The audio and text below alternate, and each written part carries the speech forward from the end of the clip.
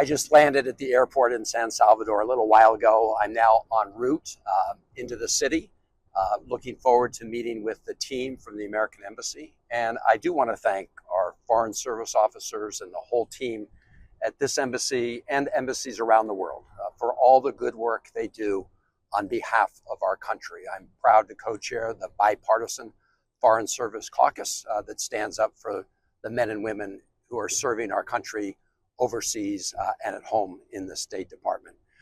After that, I hope to meet with some high-level government officials from El Salvador. As I've said before, the goal of my visit is to talk to people here about the release of Kilmar Abrego Garcia. I told his wife and his family I would do everything possible to bring him home, and we're going to keep working at this until we're successful. I also hope to have the chance to meet with him, but we'll have a better idea if that works out a little later on. Maryland Democrat Senator Chris Van Hollen rushed to Dulles Airport this morning to fly to El Salvador, potentially using taxpayer dollars, to demand the release of deported, illegal, alien MS-13 terrorist. The Democrats and the media in this room have continually and wrongly labeled Kilmar Abrego Garcia as a Maryland father. There is no Maryland father. Let me reiterate. Kilmar Abrego Garcia is an illegal alien, MS-13 gang member and foreign terrorist who was deported back to his home country. And if he ever ends up back in the United States, he would immediately be deported again. Nothing will change the fact that Abrego Garcia will never be a Maryland father. He will never live in the United States of America again. I've had back-to-back meetings here in El Salvador with our team from the American Embassy, with the Vice President of El Salvador, with human rights groups.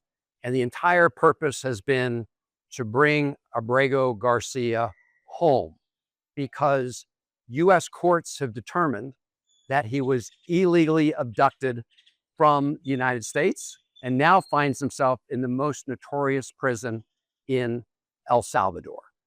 The Supreme Court, 9-0, has told the Trump administration they must facilitate his return home. They've refused to do it.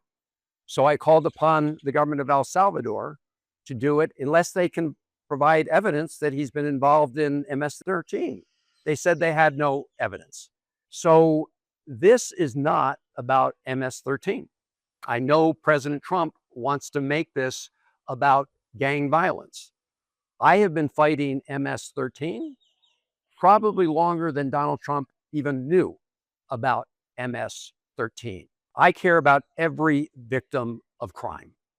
That's why we have a court system to hold people accountable when they commit crimes, to make sure that they get the punishment they deserve.